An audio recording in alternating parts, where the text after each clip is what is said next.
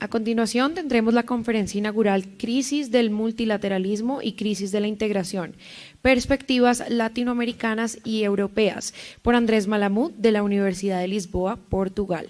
Recuerden que nuestro hashtag es Gridale2018Co y nos pueden seguir a través de nuestras redes sociales, en Twitter, @GridaleORG o en Facebook, @Gridale.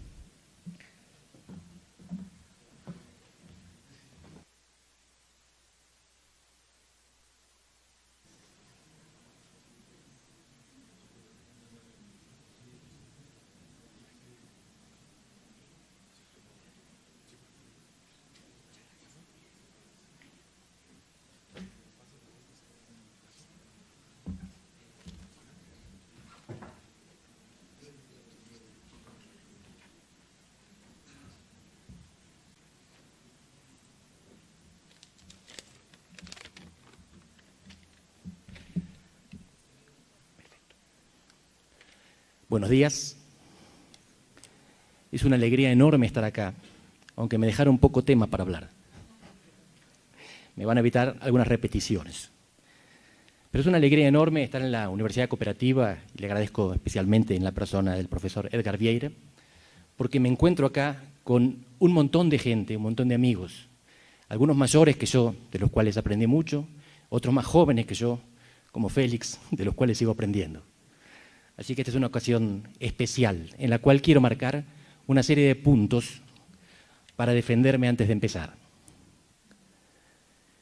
Nuestra responsabilidad, de la que recién se hablaba, no es la de defender, es la de entender. Un ciudadano indignado es un buen ciudadano. Un académico indignado es un mal académico. Nosotros tenemos como función entender lo que pasa en el mundo. Entender por qué el barco a vela no sirve más.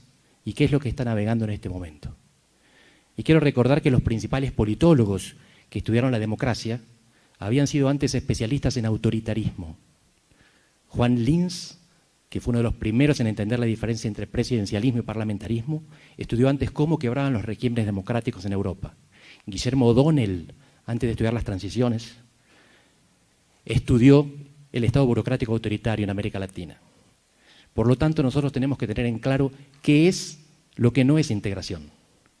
Si queremos entender la integración y si queremos entender también cuándo fracasa la integración.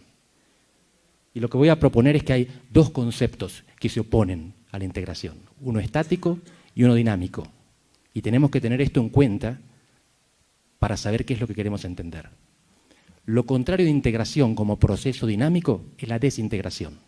Integramos un bloque regional, ese bloque regional se puede desintegrar por diferentes razones. Se pueden ir los miembros, se puede disolver el todo, se pueden diluir las políticas que se habían compartido.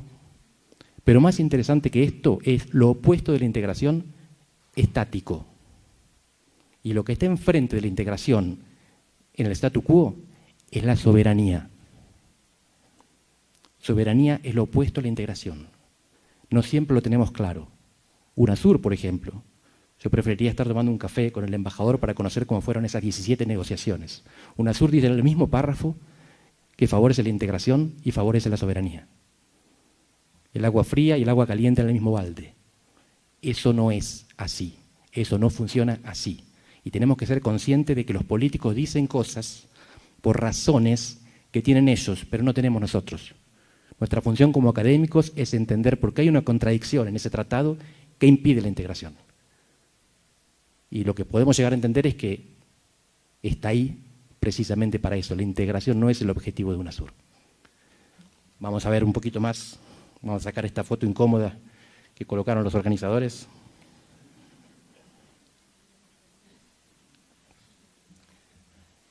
Esta frase es de Peter Katzenstein. We live in a world of regions. Lo escribió en la década del 90, lo volvió a escribir en 2002, y me gustaría cuestionarlo. ¿Vivimos en un mundo de regiones o vivimos en un mundo de estados? Creo que no vivimos ya en un mundo de imperios ni en un mundo de ciudades-estado. La pregunta es si superamos la etapa westfaliana del orden internacional, aquella que la organización regional, aquella que la integración regional se proponía superar. Y lo que Katzenstein mismo dice es que todo depende de cómo entendamos esto. ¿Qué significa una región? Es un concepto multidimensional, esto no explica nada. Una región tiene varios componentes. Vamos a ver cuáles son. Pero por el caso de América Latina es importante que empecemos con esta conciencia. Es diferente a todos los demás. Porque cuando hablamos de regiones, en general nos referimos a continentes. En América Latina, nosotros lo que hicimos fue, nosotros no, nuestros antepasados, construir un híbrido. Son dos palabras, una es geográfica, América, la otra es cultural, latina. Y este es un componente que no está presente explícitamente en Asia, en Europa o en África.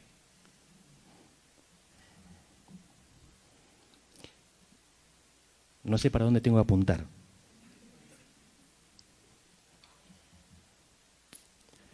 Tres conceptos diferentes que a veces utilizamos indistintamente: regionalismo, regionalización, integración regional. Nuestros líderes, nuestros estadistas usan integración regional. Académicamente lo usan mal. Políticamente lo usan bien. A ellos les sirve. Pero nosotros, como académicos, tenemos que saber que el lenguaje común, coloquial, tiene trampas, ambigüedades, imprecisiones. Y tenemos que ser explícitos en esto. No criticar a los políticos que usan integración regional cuando no corresponde, sino saber nosotros en qué contexto está bien utilizado y en qué contexto no.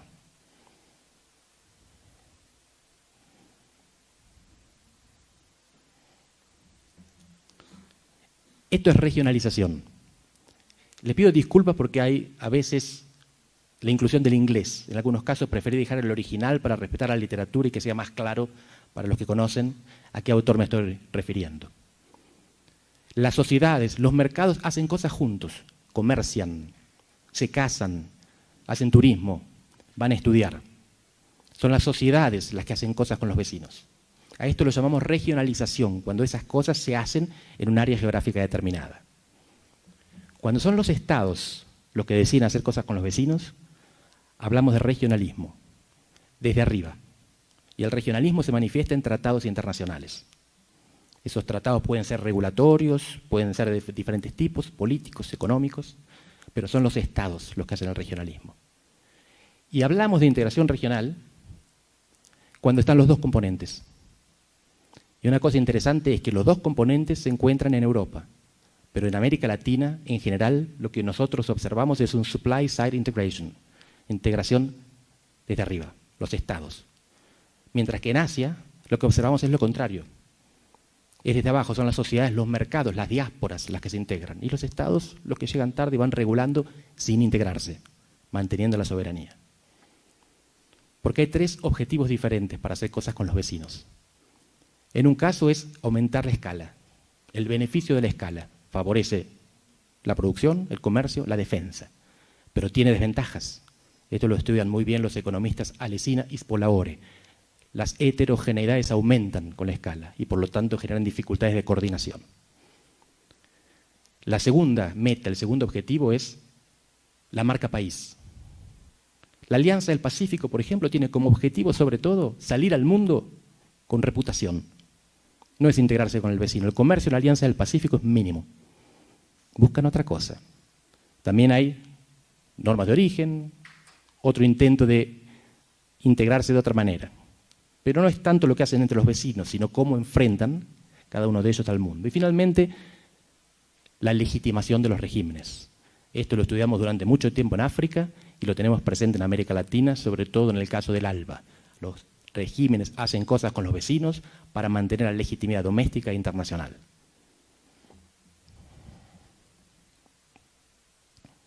Hay una serie de autores que voy a mencionar que trabajan sobre estos temas desde hace por lo menos 2 décadas, algunos de ellos. La mayoría de ellos es europea. Philip Schmitter, Andy Harrell, Thomas Risse, a veces con Tania Borzel, Carlos Closa, Detlef Nolte, que está con nosotros, y Van Claveren, que es mitad y mitad, entre europeo y latinoamericano. Son aquellos que distinguieron a lo largo de sus trabajos entre estas diferentes dimensiones de lo que llamamos integración regional. pero no son siempre integración regional. Son diferentes formas de hacer cosas con los vecinos. A veces esas cosas son económicas, a veces son de política exterior y a veces son de política doméstica. El regionalismo le sirve a los gobiernos adentro.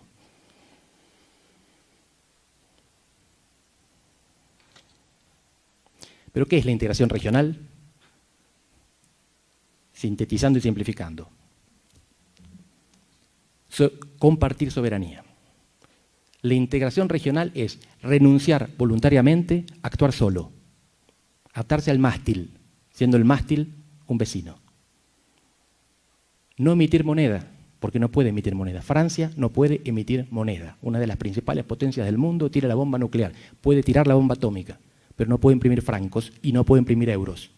Y no puede cerrar las fronteras. Renunció a la posibilidad de actuar solo. Gran Bretaña se quiere ir de la Unión Europea. No puede. No puede desanudar ese nudo. No puede recuperar las funciones soberanas que se dio. Eso es integración. Si no hay eso, ahora veremos. Pero entonces, simplificando, la coordinación política, la organización política de la interdependencia económica en un espacio de contiguidad geográfica. Estos tres componentes tienen que estar. Ninguno es suficiente. Dos no son suficientes. Tres son necesarios. Política, economía y geografía. Y fíjense cuán necesarios son, que esto es el origen de la Unión Europea. La exposición reciente, la que me precedió, fue brillante. Tuvo un par de cosas con las que no coincido, son menores, pero una fue pensar en la Unión Europea como el único caso, y en América Latina como tres casos que coexisten. La Unión Europea, Europa, pasó por lo mismo, pasó por una competencia darwiniana para ver quién era el más apto. Cuando comienza la Comunidad Económica Europea eran 6, enfrente se le forma el EFTA con 7 y del otro lado el Comecon con 6. No estaban condenados a crear la Unión Europea. Había 3 mecanismos de integración, uno más profundo, uno más de mercado liberal y otro más de trueque. Y este ganó. No sé si en América Latina va a pasar lo mismo, pero el proceso es similar. Hay competencia entre modelos de regionalización y regionalismo, y uno prevalece.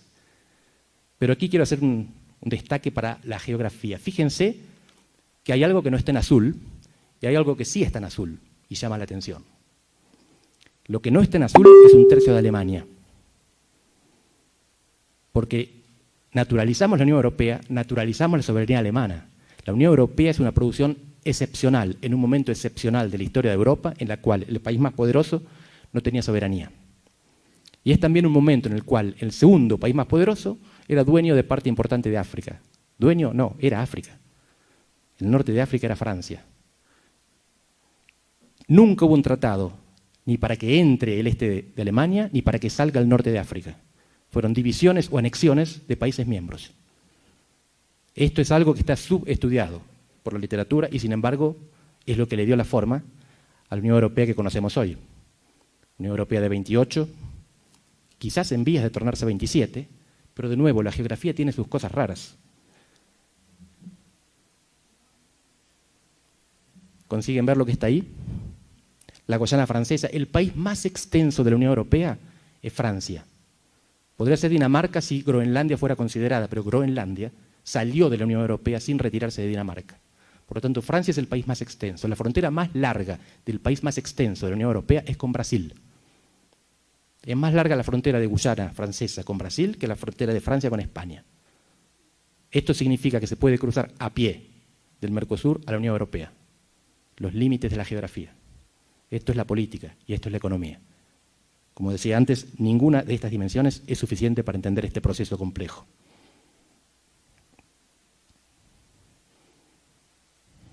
Ninguna de estas dimensiones es suficiente para entender cómo funciona este aparato. Este es un billete de 10 euros que ya fue reemplazado por uno más nuevo, porque este fue hecho antes de la ampliación del 2005, cuando Chipre se integra a la Unión Europea y después al euro. En este billete, si ustedes buscan, no van a encontrar a Chipre, que es un país que tiene el euro como moneda. Tuvieron que rediseñar el billete para incorporar a un país miembro, tuvieron que rediseñar la geografía. Pero en este billete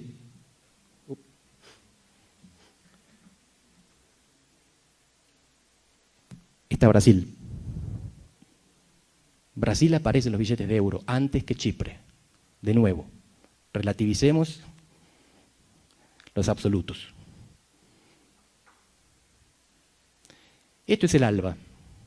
Es quizás la única organización regional en la cual ningún país miembro tiene fronteras con otro país miembro. ¿En qué cabeza cabe llamar regional a esto? Nadie es vecino de nadie. Honduras lo fue, de Nicaragua, pero Honduras se fue del ALBA. Estamos utilizando conceptos que no se corresponden a las definiciones, que no se corresponden ni siquiera al sentido común. Es una utilización política decirle a esto una organización regional. No podemos aceptarlo acríticamente. Si queremos aceptarlo, discutamos los criterios, pongámonos de acuerdo, pero no puede ser sin reflexionar sobre esto. ¿Qué no es integración, entonces? Yo ya mencioné, desintegración es el proceso de regreso, de vuelta atrás, soberanía. Pero también hay un montón de cosas, de procesos, de hechos, que muchas veces llamamos integración, porque los dirigentes lo llaman integración.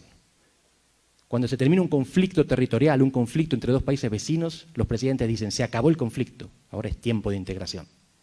Y los que hacemos relaciones internacionales sabemos que lo opuesto del conflicto es la cooperación. La integración es un subconjunto muy pequeño de la cooperación. Tomar cooperación por integración es tomar el todo por la parte. Más comercio, más intercambios, más turismo, más remesas, si es a nivel regional, es regionalización, no es integración. No hay soberanía compartida.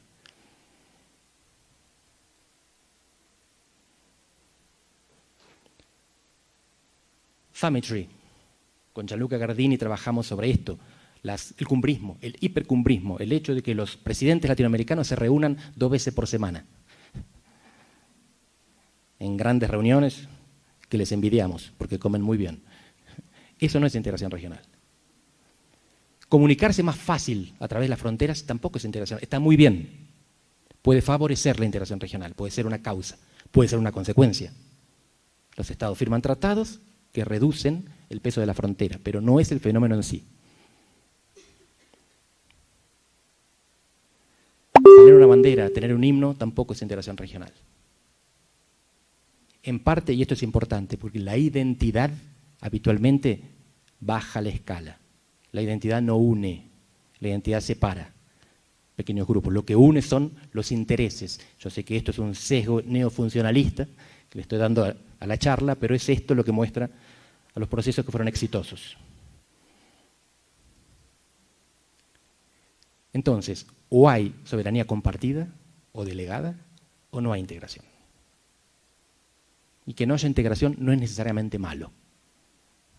Puede haber otras cosas buenas. La integración surge como instrumento. Hoy nosotros le damos otro contenido. Hoy nos parece un objetivo. Esto lo vamos a ver dentro de un rato. Pero es un instrumento para la paz y para el desarrollo. Casos. En América Latina me parece adecuado que analicemos bajo el prisma de la integración a todos estos bloques u organizaciones. Porque todos ellos se pretenden, de una manera u otra, compartir soberanía, aunque sea en la dimensión más bajita de todas, que es fijar un arancel común. Fijar un arancel común significa que los estados ya no pueden fijar aranceles propios. Se ataron las manos. Una zona de libre comercio no es integración en términos políticos. Una unión aduanera sí, cuando funciona. En la comunidad andina, no. El NAFTA y la Alianza del Pacífico, no estoy seguro. Podrían serlo. Pero una cosa importante también para tener en claro es que siempre que hablamos de integración, significamos implícitamente desintegración. La integración es preferencia por el vecino y por lo tanto no preferencia por otro. Pero cuanto más agrandamos la escala, más nuestros vecinos están lejos de nosotros y están cerca de alguien que no es vecino. Integración latinoamericana es, por definición, desintegración norteamericana, porque sacar a México de la órbita de Estados Unidos. Integración sudamericana es desintegración latinoamericana, porque sacar a México. Siempre que hablamos de integración, tenemos que ver a quién se está excluyendo. La única integración total es global, es la globalización. Integración regional, por definición, es también desintegración regional. ¿Cuándo no debemos hablar de integración en América Latina?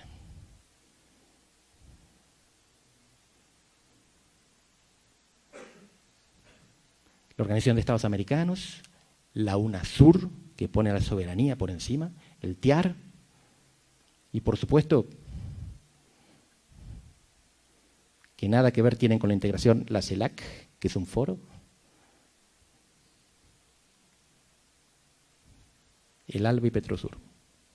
Si le ponemos el mismo mote a todo esto, ese mote pierde significado. La integración dejó de significar. Si con la misma palabra definimos a la CELAC y al Mercosur. Y fíjense, estos son 20 organizaciones escogidas en las cuales hay por lo menos un miembro latinoamericano. En América Latina hay 20 países, 18 hablan castellano, 1 habla portugués, 1 habla francés, Haití. Hay por lo menos tantas organizaciones regionales en América Latina como estados, lo que significa que la llamada integración regional no reduce la complejidad, la reproduce. Entonces, ¿para qué sirve? Fíjense, aquí Carlos Portales, está en Washington, chileno de origen, lo que hizo es una comparación de presupuestos y staff personal que tienen algunas organizaciones seleccionadas en América Latina o en las Américas, mejor dicho, porque la OEA no es solo América Latina. La OEA es la más grande, lejos, con sedes en varios países, la sede más importante en Washington, con un número de centenares de personas que trabajan ahí, viven de trabajar en esa organización, con 150 millones de dólares de presupuesto. 150 millones de dólares. ¿Saben cuál es el presupuesto anual de la Unión Europea? 100.000 millones, más o menos, de euros, que además vale más que el dólar. Todas las demás son peanuts, cambio, muy poco dinero, muy pocos empleados, muy pocos objetivos, muy pocos instrumentos, muy pocos resultados. No se puede obtener más resultados con esta inversión. Es decir, que los líderes dicen, pero no hacen. Y no estoy criticando. Lo que voy a sugerir es que las causas por las cuales no hacen son estructurales, no son agenciales. No es un problema de falta de voluntad política. Es un problema de falta de incentivos. No está en las circunstancias, no está en la necesidad. Hay muchos países de América Latina que no tienen grandes ejércitos, porque no precisan grandes ejércitos, porque no tienen amenazas en la vecindad. De la misma manera, no precisan integración, porque no tienen grandes mercados en la vecindad, ni tienen grandes países que produzcan tecnología que ellos les puedan comprar. Esto es simplemente un caso que hasta quedó viejo, tengo que actualizarlo, pero es cuánto los países del Mercosur comercian entre sí, línea azul, y cuánto comercian con el resto del mundo. Por supuesto que esto no es lo mismo, Uruguay y Paraguay dependen más de los vecinos que Argentina y Brasil, pero la dependencia mutua, la interdependencia regional en América Latina es muy baja. No nos necesitamos, nos queremos, nos sentimos bien. En el Mundial hinchamos no siempre por los hermanos latinoamericanos, pero hay cariño, hay afecto, hay cultura, tradiciones e historia común. No hay necesidad común.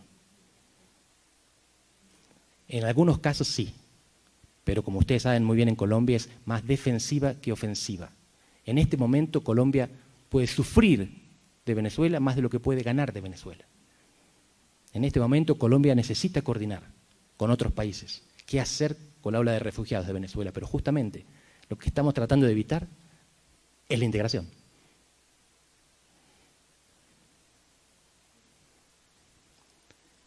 Que no parezca que lo que estoy haciendo es una crítica a América Latina.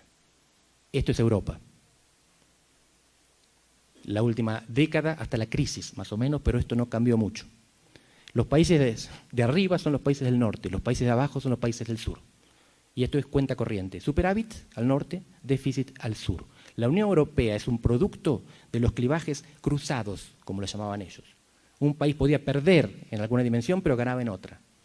Lo que estamos viendo es que se convirtió en un producto de clivajes acumulativos. Los que pierden son siempre los mismos. Los que ganan son siempre los mismos. La Unión Europea, que durante mucho tiempo no sabíamos si era un triciclo o una bicicleta, si podía parar y después arrancar, o si paraba y se caía, ahora sabemos, es una bicicleta. La integración en este estadio no está en equilibrio. Hay dos opciones. O sigue avanzando en lo que le falta, integración fiscal, eventualmente política, o retrocede en lo que tiene, integración monetaria. Es decir, ¿se acuerdan de Argentina 2001? Multiplíquenlo por 20. La situación en Europa hoy parece de equilibrio, pero es el famoso equilibrio inestable, es como un cuadro apoyado sobre el clavo en vez de colgado del clavo. En algún momento se va a caer. ¿Tiene arreglo? Tiene arreglo. ¿Lo están arreglando? No a la velocidad necesaria. Voy terminando con una distinción entre dos tipos de regionalismo, porque en América Latina hacemos regionalismo. Los estados se juntan con los estados, firman tratados y hacen cosas. Pero es el regionalismo westfaliano. El objetivo del regionalismo en América Latina, como en Asia, como en África, es reforzar la soberanía estatal, no trascenderla, no compartirla. No es atarse al vecino. En este aspecto, original es Europa. América Latina es un caso más. Es lo que se espera de las relaciones internacionales con ese juego de equilibrio o alineamiento. Gary Marx y sus asociados hace mucho vienen trabajando en otra distinción que me parece muy importante, pero para este caso no es esencial, entre organizaciones que hacen muchas cosas y organizaciones que hacen una específica. Lo fundamental es si hacen economía, integración económica, o si no la hacen. Si no hacen integración económica, no hacen integración. No existe la integración política sin previa integración económica. Y la cuestión es que estamos testimoniando la emergencia de un mundo multipolar. Todavía no lo es en la cúpula de la pirámide. Joseph Nye explica muy bien los tres tableros del poder. En términos militares, Estados Unidos sigue siendo el unipolo. En términos económicos, no. Hay por lo menos tres y cada vez más. Chile es el más importante para América Latina. Y más abajo, a nivel de la sociedad civil, hay muchos más. De la sociedad civil y de el submundo. Cada vez más hay, eso sí, regionalización ilegal. La droga, la corrupción y los refugiados son fenómenos de regionalización importantísimos. Son oscuros, son ilegales, son antiestatales. Los estados se oponen a eso, los quieren regular, no lo consiguen. Son la derrota del regionalismo. Y Jorge Garzón, que ahora está en la Universidad de Itela, viene del GIGA, es uno de los que más argumentó a favor de entender lo que está pasando como un desacople entre la dimensión económica y la dimensión política. A nivel político, la región importa, porque los vecinos hacen daño, nos pueden lastimar. Tenemos que cuidarnos de los vecinos, cooperamos para cuidarnos. Cuando un país bombardea una base terrorista en otro país se enoja, entonces nos juntamos para calmarlos. Cuando hay flujos de inmigrantes y refugiados, nos juntamos para tratar de regularlo. No es para crear bienes públicos, es para disminuir males públicos. Ese es el regionalismo político. No hay regionalismo económico, no hay intención de fusionar mercados, fusionar reglas y fusionar soberanía. Económicamente queremos que China nos abra su mercado, no el vecino. Entonces lo que hacemos sí es cooperación, sí es concertación, pero no es integración. No está mal, no estoy criticando. Lo que estoy diciendo es, esto es lo que se hace, no es lo otro. Y esto que se hace es por razones de interdependencia, no por falta de voluntad política. No es culpa de los líderes. Los líderes latinoamericanos pueden ser malos, perversos, incompetentes y corruptos. Pueden o no, pero no es por eso que no hay integración en América Latina. Y la última cosita al respecto es que la integración en Europa fue habilitante. Pudieron hacer más cosas porque estaban juntos. La integración en América Latina es restrictiva. Podemos hacer menos cosas cuando estamos juntos. Un ejemplo muy sencillo, el Mercosur. Para tomar una decisión en el Mercosur, la tiene que tomar el Mercosur e internalizar cada país miembro. Teniendo en cuenta que Venezuela está suspendida, son 4 países miembros. Hay que tomar 5 veces esa decisión. Hasta que el quinto no lo hizo, esa decisión no está en vigencia, ni siquiera en los 3 que la aprobaron. ¿Sí? Retrasa la toma de decisiones, en vez de favorecerla. ¿Por qué seguimos hablando de integración entonces? Hay 3 razones. La primera es porque nos pusimos la camiseta de la integración. ¿Por qué defendemos a Colombia, o a Argentina, o a México, o a Francia, o a Alemania? ¿Por qué somos nacionalistas? ¿Por qué son nacionalistas lo que lo son?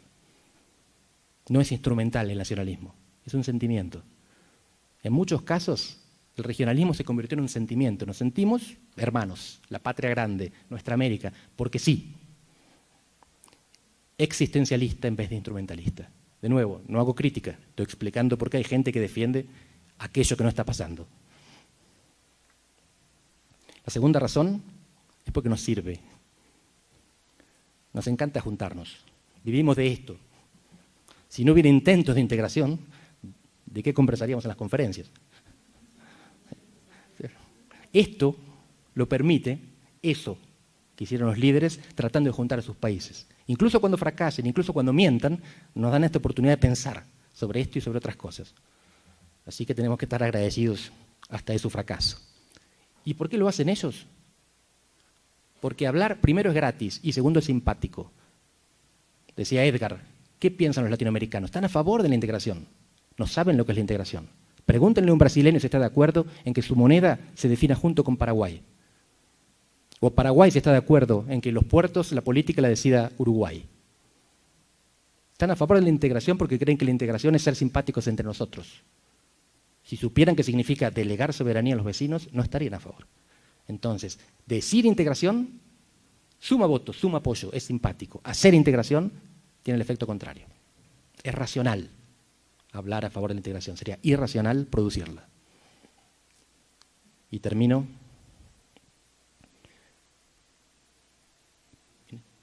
Esto ya es viejo, se lo quería recordar a mis amigos brasileños en la sala. Miren, no es América Latina, no es el Mercosur. El mundo lo que veía cuando Brasil tenía éxito, cuando Brasil emergía, era a Brasil emergiendo, no al Mercosur, no a UNASUR. Veían a Brasil, veían a los grandes estados, las grandes potencias. Este es el mundo que está volviendo. ¿Qué región es esta? Lo que estamos viendo es que en realidad, si la multipolaridad es una estructura del sistema internacional, el multilateralismo no es la estrategia adecuada, por lo menos no es la estrategia que están adoptando los líderes para tratar con la multipolaridad. Multipolaridad no está trayendo multilateralismo, al contrario, está trayendo minilateralismo. Grupos, subgrupos, subgrupitos, y ese minilateralismo a veces tampoco funciona. El G7, ¿qué más chico que eso se puede encontrar? Ahora se va a reunir el G20, si el G7 no se pone de acuerdo, imagínense lo que van a hacer cuando entren todos los demás chiquitos. Está la cuestión ahora si el mismo Donald se atreve a venir a Buenos Aires. Y de nuevo, esto no es América Latina, está pasando en el mundo, la crisis, las tensiones de la integración se están manifestando también en la Unión Europea de manera muy evidente. Los que viajan por Europa lo saben, los que ven los sondajes también. Italia fue hasta hace una década el país más pro-europeo de la historia. Y ahora los italianos son de los menos, de los más anti-europeos que uno se puede imaginar. El efecto de 20 años de estancamiento económico, del cual se acusa al euro, tenga o no la culpa. Y lo más interesante de esto es que esta es la visión de los países del sur. Los países del norte haciendo sus necesidades sobre los pobres. En el norte piensan que es lo contrario, que los países del sur hicieron la fiesta y le dejaron a ellos el desorden para limpiar el día siguiente. No quiero que esto termine con un tono negativo. Lejos de eso. Lo que parece importante es repetir lo que recién se dijo. Esto no es culpa de Trump. Trump es un síntoma. Brexit es un síntoma. Trump tiene paralelos, contrapartes en Rusia, que es Putin, y en China, y en la India, y en Turquía. Los hombres fuertes están volviendo a las potencias fuertes. Esa es la dinámica de los tiempos. Son dinámicas de desintegración, no de integración. Y si queremos entender la integración, tenemos que entender la desintegración. Muchas gracias.